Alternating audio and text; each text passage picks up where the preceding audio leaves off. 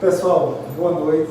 Meu nome é Eduardo Vasconcelos, eu sou presidente do Conselho Regional de Odontologia de Pernambuco. E essa vai ser mais uma videoaula que a gente vai estar fazendo para falar um pouco sobre biossegurança e atendimento clínico no consultório odontológico nesse tempo de pandemia. A gente convidou o professor Felipe Bravo, que é professor na Unasal e também é professor na FOT, para falar um pouco sobre biossegurança e como é que está esse atendimento no tempo de pandemia. A gente sabe que está precisando de muitas normas, precisa de muito estudo para a gente entender o que é que está acontecendo aí, muita coisa nova, e a gente carece de fato disso, e por isso que a gente foi na academia, buscar um professor, para explicar um pouco da gente sobre isso. E aí, professor, vou passar a palavra para você se apresentar para o pessoal. Bom, pessoal, muito obrigado, Eduardo, pelo convite e o conselho.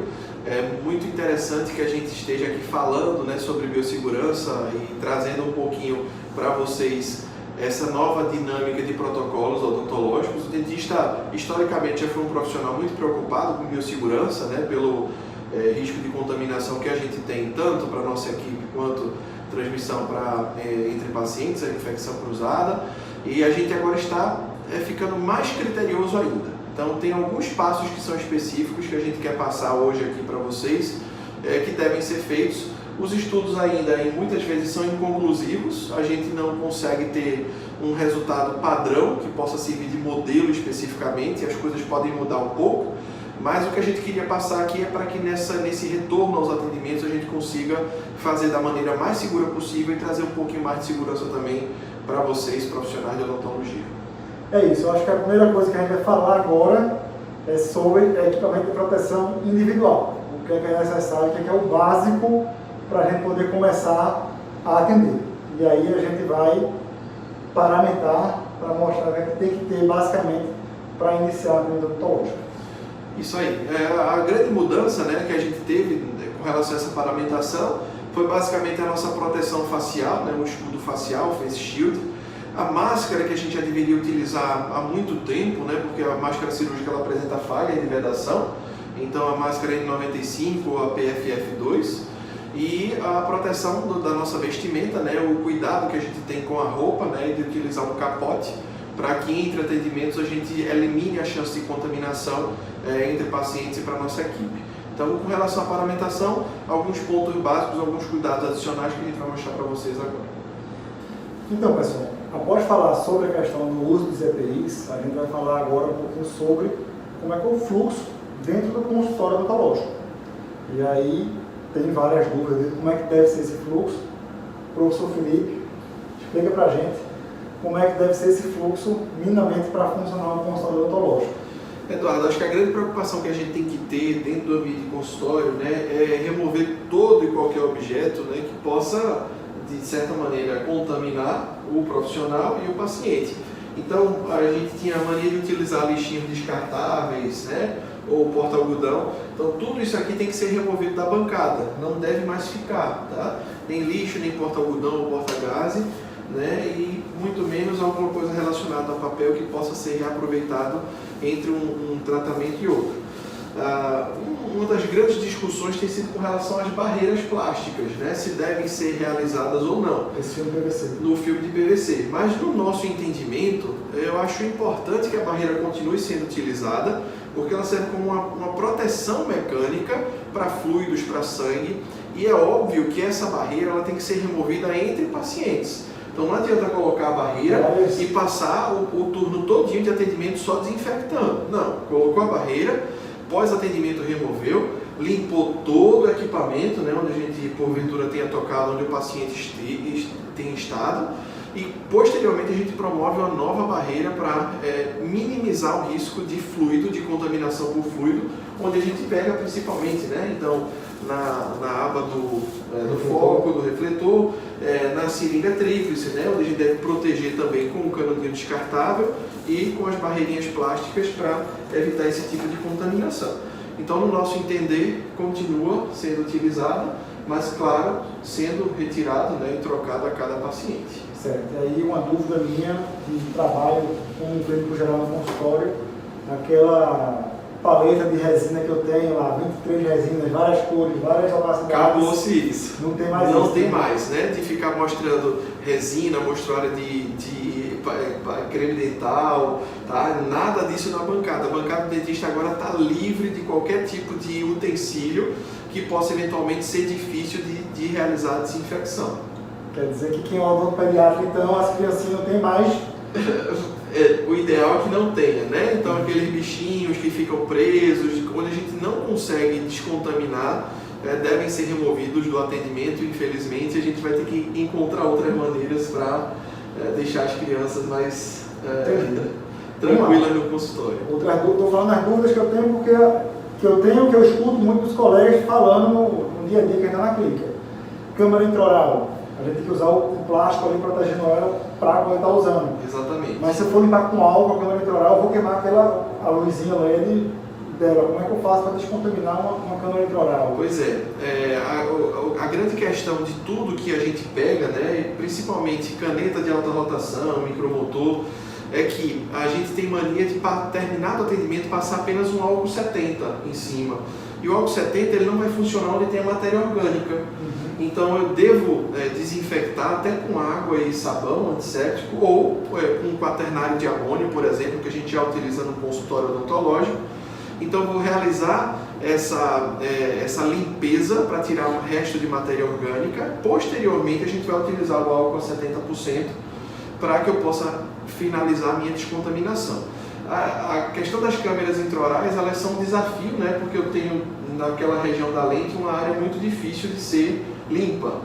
Então eu vou ter que ter um cuidado o máximo possível para tentar proteger com algum tipo de barreira plástica, para que eu não tenha contato direto na boca do paciente. Sim, passar algum PVC apertado ali na bem apertado, ou então o próprio saquinho mesmo, esse saquinho que a gente usa do Dudu, que às vezes bem apertadinho. Ele vai ter risco de entrar alguma contaminação ali por dentro. Exatamente. Pessoal, dando prosseguimento à sala de procedimentos odontológicos, como é que vai proceder a questão do ar, do aerosol? Uma grande dúvida que paira sobre todo mundo, como é que se comporta o aerosol. Eu digo todo mundo, é todo mundo mesmo. Da China aos Estados Unidos, a Europa, ao Brasil, a gente aqui em Recife. E aí, a resolução 03CRO, a nota técnica da Anvisa, a resposta da Anvisa ao questionamento do Conselho Regional de Odontologia de São Paulo, é unânime em afirmar que precisa de ter circulação de ar na sala. O mínimo de circulação é que se tenha janelas, né? Pelo menos algum tipo de abertura, porque o aerossol é uma partícula muito pequena que fica suspensa no ar, e a partir do momento que a gente tem um ambiente completamente fechado, fica muito difícil da gente ter essa renovação de ar, e eventualmente, né, a gente sabe que em algumas superfícies o vírus ele acaba sendo bastante resistente, então é importante que entre os atendimentos, né, aconteça a circulação de ar dentro do ambiente odontológico. E aí, se não tiver janela, o ideal é que seja janela, porque você tem a possibilidade do ar sair, se possível, e aí é uma dúvida que eu tenho, Felipe, deixar a janela aberta, um pouco aberta durante todo momento, porque você está sempre renovando o ar, isso. Não só entre os atendimentos, entendeu? Era uma dúvida que eu tinha no meu consultório, tem uma janela grande, eu vou abrir a cada 15 minutos de atendimento, mas eu posso deixar ela aberta a todo momento. Essa é uma dúvida que eu tenho.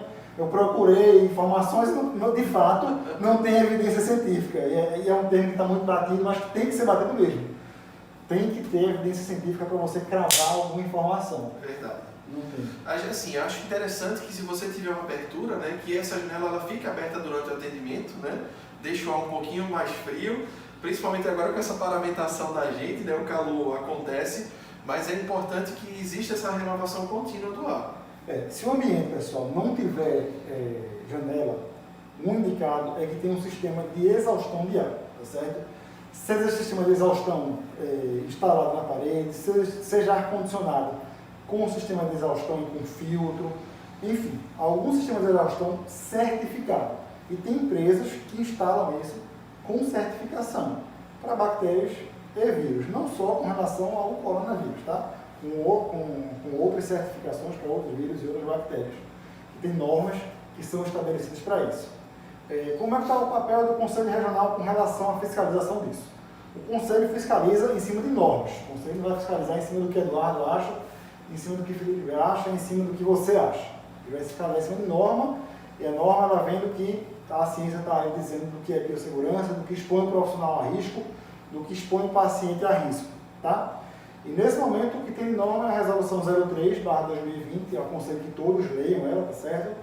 E a gente está seguindo, quando vem as denúncias no site do Conselho Regional, a gente está apurando, e quando é o caso a gente notifica o gestor do estabelecimento, seja público ou privado, para que ele adeque aquele estabelecimento, para que o atendimento seja realizado com o máximo de segurança possível. Então, terminado o atendimento, como é que é feito o fluxo de limpeza do ambiente clínico do consultório odontológico? E aí, como é que a gente vai fazer o processo de limpeza, de remoção dessas barreiras físicas, de esterilização da caneta de alta rotação, enfim, um mínimo risco de se contaminar. Felipe, como é que a gente faz? Eduardo, é importante que pós o atendimento, né, o auxiliar, ele, claro, com todo o equipamento de proteção individual, ele proceda à remoção das barreiras. Então a gente vai remover tudo que foi tocado, né, ou que eventualmente esteja contaminado. Isso aqui vai ser descartado em um lixo apropriado, lixo biológico, lixo contaminado.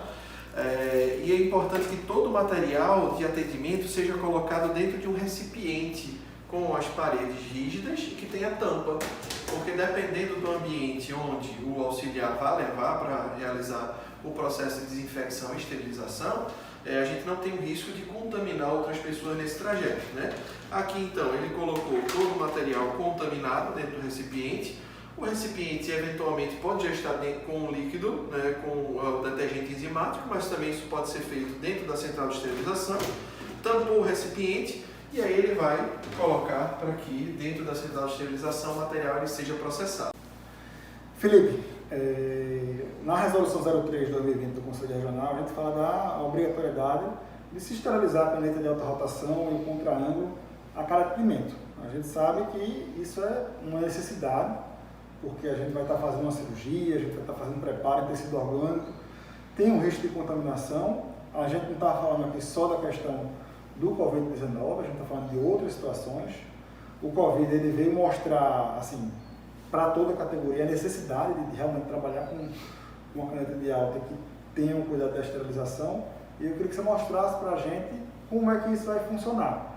Eu sei que não vai ser um momento de transição fácil, assim como não foi uma transição fácil para todos aqueles profissionais que tiveram que enfrentar a pandemia da AIDS, porque até hoje a gente vive na pandemia da AIDS, então a gente convive com a AIDS, não tem cura, e a gente incorporou a luva, a gente incorporou a touca, a gente incorporou todos os procedimentos de biossegurança e que perguntem aos profissionais antigos, aos endodontistas antigos, como foi difícil sentir a sensibilidade da linha endodôntica para fazer uma endodontia de qualidade com a luva. E eles vão dizer a grande dificuldade que foi. E ter que usar uma luva ou um chumaço de algodão para poder fazer uma exodontia. Isso mudou muito a odontologia. E aí, Felipe, como é que vai ser esse processo de esterilização da caneta de alta rotação, que vai diminuir o tempo de uso dela, o desgaste vai ser muito maior, e como minimizar isso? É importantíssimo, né, Eduardo, você ter tocado nesse ponto, porque isso aqui, né, já virou brincadeira, mas é o novo normal, né? A nossa peça de mão, a caneta de alta rotação, o contraângulo, ele tem que ser desinfectado primeiro, né? Então, aquela ideia de só passar o álcool a 70% aqui nesse instrumento não estava correto, né? Não deveria ser utilizado há muito tempo, por causa daquilo que a gente já falou, né? O álcool 70 frente à matéria orgânica, ele não vai conseguir inativar. Então a gente tem que primeiro fazer a limpeza desse instrumental, dessa peça de mão, pode ser com detergente enzimático, pode ser com uma substância quaternária de amônia, tendo algum cuidado específico com materiais que podem danificar a superfície do equipamento. Mas depois do atendimento, né, removendo a barreira protetora, que é o que a gente preconiza, que tenha sempre seja minimizado, né, esse contato de matéria com o equipamento, retirar, né, logicamente, da mangueira, e aí a gente vai proceder então à limpeza, toda a limpeza da superfície da caneta de alta rotação. Posteriormente, colocação de álcool 70, se recomenda que seja feita a reaplicação 3 vezes do álcool 70, né, fazendo a fricção, não adianta só borrifar o álcool 70, então o ideal é que a gente aplique junto com a gase, friccione e repita esse processo, né, 1, 2, 3 vezes, para que aí sim a gente consiga colocar dentro do saquinho. A gente aqui coloca protegendo com uma gazezinha ou uma fita de autoclave com marcador, essa região inferior e a região onde a gente acopla a nossa broca, para minimizar um pouco a entrada desse vapor e aumentar a vida útil do nosso equipamento. Lembrando que antes de colocar na autoclave é importante que a gente lubrifique, tá? A nossa peça de mão, então ela tem que ser lubrificada, então limpa, coloca essa barreirinha e prepara ela, condiciona para que ela seja colocada dentro da autoclave, então processada. Então isso aqui já era protocolo de biossegurança e agora a gente está ratificando a importância desse processo estar ok com todos os dentistas e dentro do nosso protocolo de atendimento. Sobre os EPIs, dando continuidade, professor Galo, como é que são esses EPIs novos que a gente fizer? Agora, né, a grande questão é que a gente deve se proteger utilizando um capote de gramatura 40 impermeável, é bom lembrar disso, né, para que a gente tenha a redução mínima possível para as nossas vestimentas. E hoje em dia, né, se convencionou que dentro do ambiente de consultório a gente deve utilizar o pijama cirúrgico, porque você já protege a sua roupa para a contaminação que você eventualmente esteja levando do consultório para fora. Então colocou o pijama cirúrgico e aí você vai colocar um avental, né? Então esse avental ele tem que ser grosso o suficiente, ideal, e que seja impermeável, para que a gente consiga proteger a nossa roupa frente a essa contaminação por gotículas, aerosol e outros tipos de respingos e de matérias orgânicas que possam eventualmente nos contaminar. Um passo que a gente já deveria utilizar, né, Eduardo, sem sombra de dúvidas, é a máscara, que deve ter a certificação N95. Na realidade, a N95 é uma certificação americana, né, que a gente incorporou aqui. A gente utiliza a certificação brasileira como PFF2, né, então ela serve como equipamento de proteção respiratória. Ambas têm uma eficiência aí muito próxima, né, uma é 94%, outra é 95%, então eu posso utilizar tanto a PFF2 como a N95, e aí ela deve ser utilizada, né, ela tem um elástico que é mais justo e consequentemente ela veda melhor, né, essa região do rosto, para que você não tenha aí o problema que a gente tem com as máscaras cirúrgicas convencionais, que é exatamente esse tipo de contaminação que pode acontecer, né? Lembrando que existiu aí no período da pandemia uma grande celeuma com relação à reutilização desse tipo de máscara. Né? E ainda nem existiu, ainda existe, está diminuindo, mas vamos lá, na resolução do Conselho Regional, a gente estabeleceu, a gente procurou protocolos internacionais, a gente olhou o CDC, olhou o NHS, enfim, e a gente estabeleceu o uso de por até 15 dias. Se não tiver sujidade, se não tiver rasgos, se não tiver úmida, mas conversando com outros conselhos regionais, a gente está vendo que existem outros protocolos e isso de fato será adequado. A gente sabe que o ideal é que seja de uso diário e descartável, mas a gente não está no mundo ideal, a gente está no cenário de pandemia em que o produto está de fato escasso, está faltando no mercado e a gente tem que usar esses produtos com racionalidade. E é o que acontece também com o avental, com o de gramatura 40, que a gente também está com esse problema, com esse capote, tanto para o serviço público quanto para o privado. E a gente está vendo várias soluções que estão sendo inventadas e dadas por aí, e tudo que a gente está falando, pessoal, a gente tem que estar preocupado sempre com a evidência científica de proteção para o profissional. Como é que isso vai funcionar? E é um debate que a gente vem fazendo muito claro, transparente, com a academia. A gente vai ter outros debates para frente também, a gente está convidando professores de fora, enfim, de outras universidades, de fora do estado, outros gestores, para tentar entender como é que eles estão fazendo isso funcionar. A gente viu um exemplo, recentemente no Rio de Janeiro, que foi muito criticado, enfim, que foi o dentista que botou o saco de lixo na colega, na paciente, mas um fato parecido com esse aconteceu na Inglaterra e foi aplaudido. Que é para proteger o paciente, para proteger o profissional. Eles usaram o saco de lixo para se proteger mais e foi uma notícia positiva para o mundo todinho. Quer dizer, a gente usou 2 pesos e 2 medidas para uma situação que a gente está tentando se proteger de qualquer forma, a gente não está conseguindo, a gente não está ainda procurando um caminho para se proteger no meio de uma pandemia.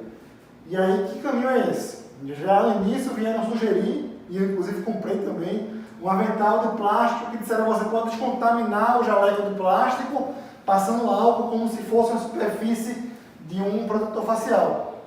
E aí eu fui estudar, comprei, no impulso da venda, vamos proteger com isso aqui.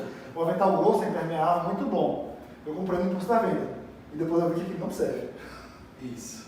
E eu queria que você explicasse por que o avental de plástico que você se descontamina não serve. Existiu até, né, vários relatos de pessoas que se contaminavam com produtos químicos tentando descontaminar aquele avental de plástico. O grande problema é que, além dos estudos comprovarem que o plástico ele retém por mais tempo, né, a carga viral, o grande problema acontece na desparamentação. Então, quando a gente remove aquela proteção, é mais fácil da gente acabar se contaminando.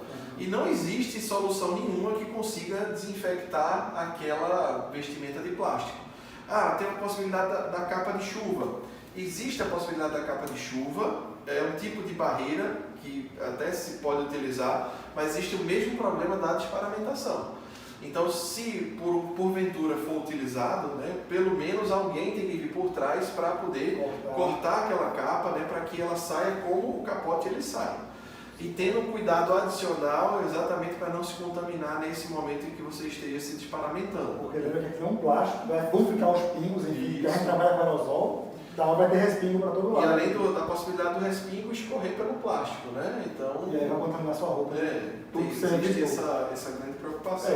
A gente está escutando várias soluções. Vamos usar no ambiente acadêmico, porque foi autorizado já a volta das universidades, das pós-graduações para aula prática.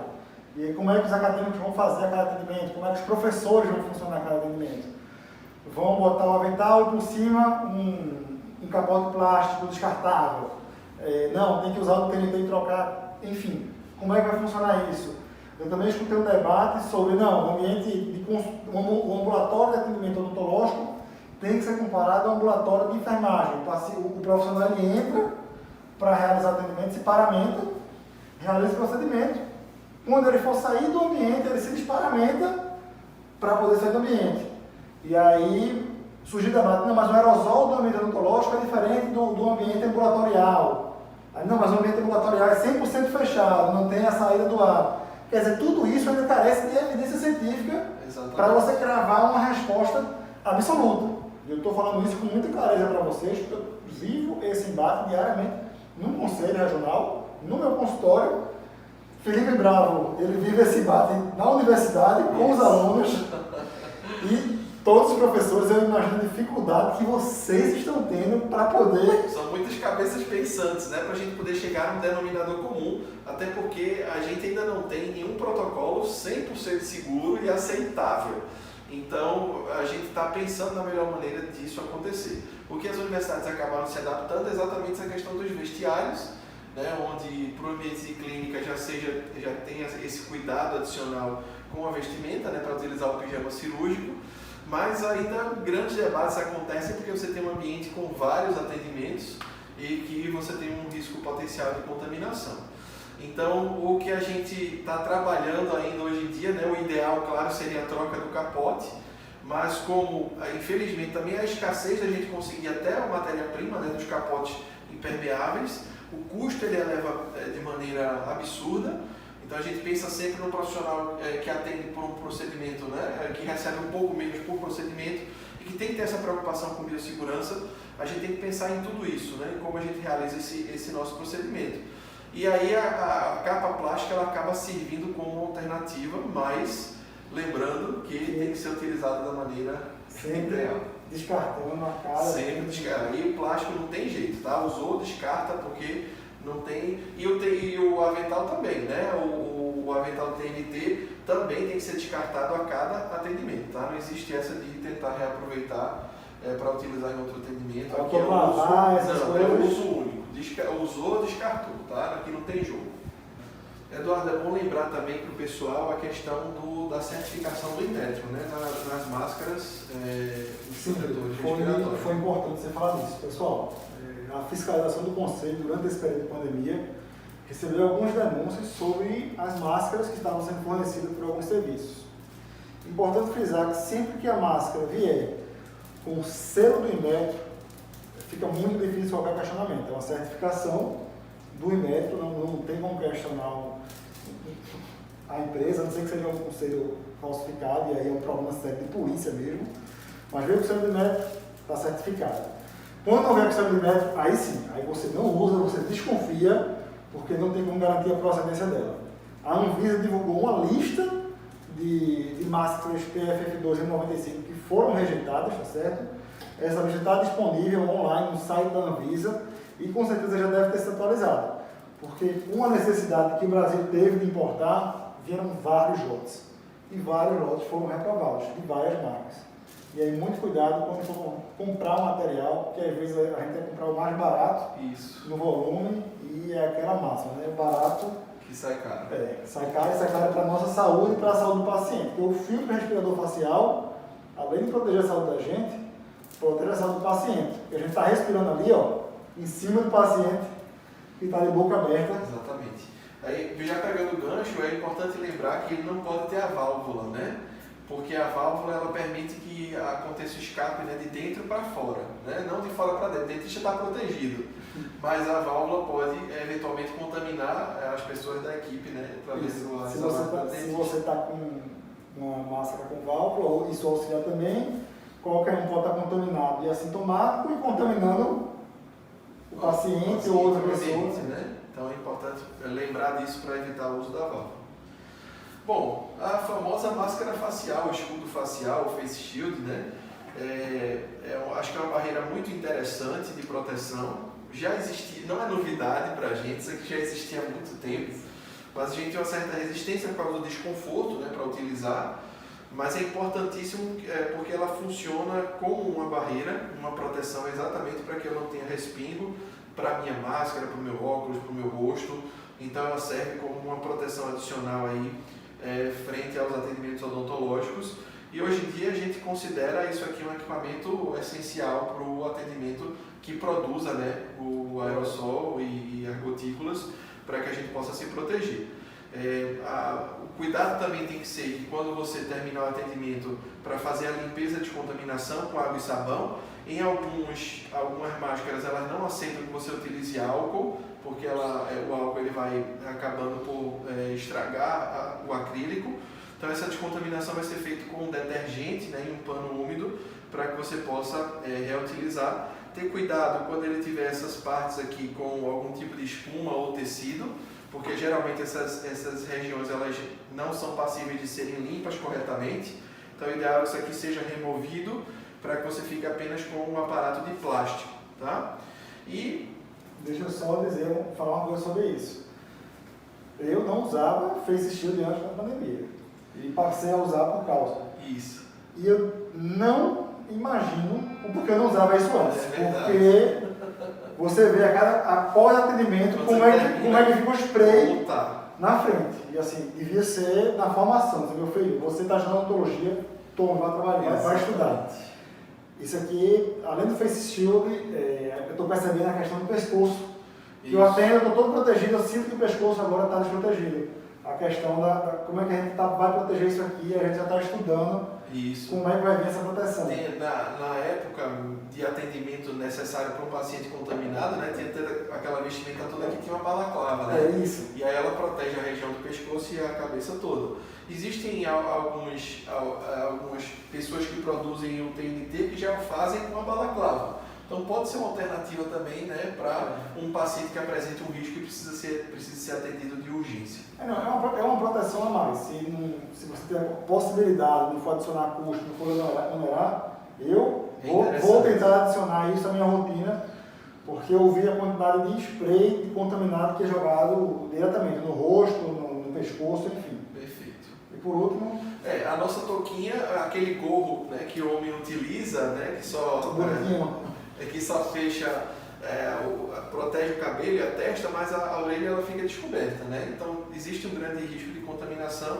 É por isso que o preconizado é exatamente a touquinha, né? E essa touquinha ela tem que cobrir toda a orelha para que a gente não tenha nenhum risco de ter a orelha contaminada também durante o atendimento. É minimizar o máximo possível a chance da gente trazer para a nossa casa, né, ou para outros ambientes essa contaminação que vem do consultório odontológico. Felipe, vamos falar um pouco das medidas gerais que têm que ser adotadas assim que o paciente chega no consultório. Primeira coisa é na recepção. Quando é que ele chega, o que é que tem que ser feito primeiro? Isso, a gente tem um cuidado muito grande, né? Primeiro para não ter aglomeração agora na recepção, né? Então contato prévio com o paciente para fazer aquelas perguntas básicas, se ele está dentro de um grupo de risco, senão ele não deve permanecer aqui. O paciente com hora marcada para que a gente não tenha muito movimento em recepção. Então a primeira coisa, né, que é o tapete sanitizante, onde a gente coloca uma solução para tentar minimizar a contaminação do solado, né, que vem do lado de fora da clínica. Chegando aqui no ambiente da recepção, é importante que a gente tenha álcool a 70% em gel ou spray para o paciente. Sempre os informativos, né, sobre a Covid e as etiquetas respiratórias, né, para que a gente mantenha o paciente informado, né, dentro desse ambiente com todas as precauções. A gente fornece ou deve fornecer máscara para aqueles pacientes que não venham com a máscara, então a máscara descartável presente.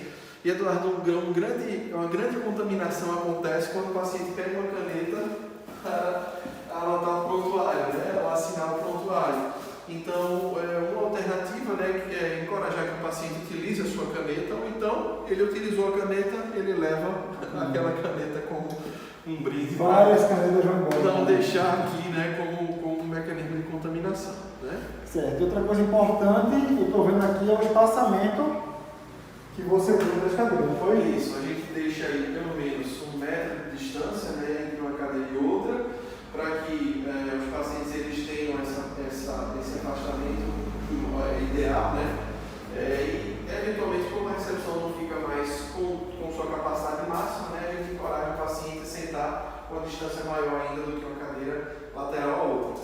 Uma coisa que a gente acabou fazendo também, né, eliminando tudo que é de pegar, né, de informativo, de folder. Então, e era uma coisa que a gente gostava muito, né, ter aquela revistinha, tem aquele monte de revista de 2008, 2010. O jornal do dia, né? Então, infelizmente, a gente não deve mais colocar nenhum tipo de artefato que possa, eventualmente, um paciente pegar e deixar aqui no ambiente ou outro paciente se contaminar. Então, eliminar tudo isso que o paciente possa pegar e deixar dentro do ambiente.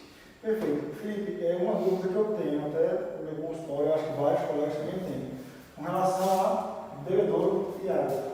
O que é melhor? Deixar o dispenser para o paciente remover o copo ou deixar o copo para a secretária entregar o copo para o paciente? Hoje a gente está utilizando o copo, ele fica em uma secretária e aí quando o paciente ele quer beber água, ele vai pedir a secretária o copo dele para evitar exatamente a contaminação do próprio dispenser, né? Você tocar lá, cair mais de um copo, colocar um copo de volta e aí o copo ele fica protegido e a secretária disponibiliza para o paciente. Porque até porque você deve estar descontaminando sempre o dispenser que o paciente vai utilizar. Exatamente.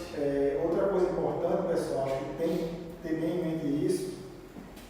Na hora de proteger a secretária, não mostrou, mas tem aqui uma marcação amarela, que é o ideal de ter uma distância para quando o paciente for conversar com a secretária, tá? Ou ter a marcação para se manter a distância na hora de falar com a secretária, com a recepcionista, ou então você instalar uma barreira física de acrílico que seja alta. É uma possibilidade. Uma barreira física de acrílico que seja alta, que você protege o seu funcionário, ela também deve estar usando EPIs, pode ser uma máscara de pano, um protetor facial, ou não. Isso. A gente acaba mantendo essa distância e a funcionária ela trabalha com o escudo facial, né, para tentar minimizar essa contaminação que possa acontecer com o paciente chegando no consultório, no ambiente. É isso, pessoal. São rotinas novas que a gente vai se adequar e que em breve vai estar já está sendo incorporada no nosso dia a dia. Daqui a pouco não vai ser nem o novo normal, daqui a pouco já é o nosso fluxo. A gente não vai ter mais aquela prática de ver recepções abarrotadas de paciente e alguém abrindo a porta e gritando próximo e a gente não dá nem um minuto, não tem nem tempo de descontaminar o ambiente e entra o outro paciente. Então, agora a gente vai ter um agendamento de um paciente, um tempo para fazer um atendimento de qualidade, um tempo para se descontaminar a sala, se preparar o atendimento para o próximo paciente e aí sim fazer uma odontologia de qualidade. Perfeito. É isso aí, Renato. Eu acho que dessa maneira a gente vai tentando se adequar, né, nesse período que é tão crítico para nós, mas com certeza juntos a gente vai conseguir passar esse momento difícil e vai fazer uma odontologia cada vez mais valorizada. A conclusão dessa conversa que a gente chega é a questão do ambiente que a gente trabalha. O cirurgião dentista ele sempre trabalhou com biossegurança, ele entende de biossegurança. Ele tem uma central de esterilização do ambiente de trabalho dele, ele sabe o fluxo do processo de descontaminação do ambiente. A gente é formado nisso. Desde que a gente entra no laboratório, desde que a gente está na clínica. Grande preocupação, né, que existe dentro da academia, exatamente para que a gente já seja treinado dentro da universidade para trabalhar no ambiente de maior segurança possível, né, Eduardo? O Felipe é um formador e ele sabe da exigência dos professores, desde o laboratório, da teoria, que a gente tem que estudar, laboratório, da clínica, das exigências que são feitas nos alunos para saber como funciona o fluxo de esterilização. A gente se forma na pós-graduação, a mesma coisa, a gente já tem essa prática. Já tem a prática da biossegurança na clínica que o professor monitora. Se tiver errado, na minha faculdade, sai fora e assim, adequa para voltar. A gente está acostumado com essa realidade já. A pandemia ela veio só para reforçar os nossos protocolos e mostrar que o ambiente que a gente trabalha, de fato, ele é insalubre. Por mais que a gente se proteja, para minimizar os riscos, é um ambiente insalubre. Por quê? Porque ele gera aerosol. E a dinâmica do fluido do aerosol é uma dinâmica imprevisível. Por mais que eu possa abrir a janela para o aerosol sair, por mais que eu use um avental descartável, um filtro, barreiras de proteção, eu tenho uma dinâmica de fluido que ela é imprevisível. Esse aerosol vai estar espalhado em todo o ambiente. Vai cair por cima de todo o paciente. Vai cair no teclado do teu computador que está lá do outro lado. Até o teclado do computador ele tem que estar envolvido em PVC nesse ambiente. E aí você vai ter que descontaminar cada atendimento. Quer dizer, a gente tem que entender essa realidade, reconhecer essa realidade e brigar para que esse direito seja reconhecido pelo cirurgião dentista. Tem insalubridade em grau máximo, já que a gente trabalha nesse sentido. E aí isso é um direito trabalhista. A gente trabalha sempre em harmonia com as entidades, é uma competência do sindicato, do SOEP. É uma pauta que eles abraçam, eles já oficiaram várias prefeituras, o Conselho trabalha junto durante a fiscalização e assim, vamos juntos aproveitar esse momento da pandemia para reforçar esses protocolos, capacitar. Eu sei que está todo mundo estudando, teve o curso do Ministério da Saúde que foi ofertado, tem o curso do CRO, tem vários manuais, várias universidades oferecendo capacitação. É o momento da gente estar reforçando nossa formação e qualquer dúvida, tem o CRO à disposição. Professor Felipe, aqui a gente em Pernambuco, todo mundo conhece. Pode perrear, professor? Pode perrear, com certeza. Cara, muitas coisas a gente vai descobrindo aí ao longo do tempo, né? E os protocolos eles podem mudar, né, Eduardo? Mas é muito importante essa preocupação já que o Conselho está tendo e teve desde o começo, diga-se de passagem, tá? O Conselho teve uma preocupação muito grande de desenvolver esses protocolos, de orientar a população. Muitas pessoas ainda dizem, eu não sei, eu não vi nada, mas está lá tudo no site, né? Então a gente tem que ter essa dinâmica também de entrar no site do Conselho, de procurar nas redes sociais, para que a gente também busque essa informação de qualidade. E a informação oficial que a gente sempre busca é o que o Conselho regulamenta, junto com a Anvisa, né, e o Conselho Federal. Então é o que dá o norte para que a gente possa atender de maneira segura, né? Então é muito importante esse trabalho feito. Isso que ele falou é pura verdade. A gente preza muito pelo diálogo e pela proximidade com a categoria. A gente alimenta muito nossas redes sociais, eu faço questão disso, para estar muito próximo do cirurgião dentista. Está aí nosso colega Ademir que está segurando a câmera, e eu faço questão deles estarem sempre lá por trás do Instagram, conversando com quem fala. Às vezes demora um pouquinho, demora um dia, 2 dias. O pessoal manda mensagem de sábado 11 da noite, apita no meu celular. Eu não respondo sábado 11 da noite não, então pessoal, deixa para responder segunda-feira. Mas assim, faço questão da gente não deixar ninguém sem resposta. Porque eu entendo que o conselho não sou eu, não é Felipe, não é ninguém que está lá. O conselho somos todos nós, porque a gente vai passar e o conselho vai ficar lá. E a gente tem que fortalecer essa entidade. Queria agradecer para quem assistiu essa nossa videoaula aqui pelo YouTube, dizer que ela vai ficar disponível para quem quiser assistir e pedir para que vocês compartilhem com os demais colegas para que todos tenham acesso a mais esse momento de conhecimento que a gente está disponibilizando para vocês hoje.